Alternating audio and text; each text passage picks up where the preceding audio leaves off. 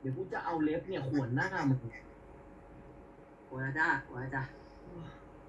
กูไม่คือไม่ปวดคอหมด ผีขี่คอมึงเปล่าโอ้ยมึงเลิกพูดเรื่องผีได้ละมึงดูหนังเยอะไปปะเนี่ยกูไม่ใช่นันดานะเว้ยกูก็พูดไปเรื่อยอ่ะผีบ้าจะไปขี่คอว่าแม่งเมื่อยชิบหายเลยถ้ากูเป็นผีนะกูอยู่บนเตียงมึงดีกว่าสบายกว่าเยอะไปละบายเอ้า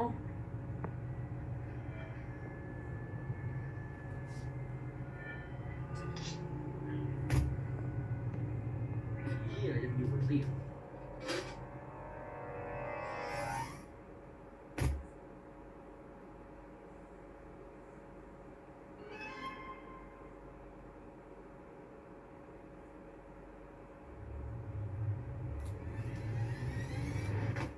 สวัสดีค่ะที่หนึ่งจากน้องเอมมี่สวัสดีครับน้องเอมมี่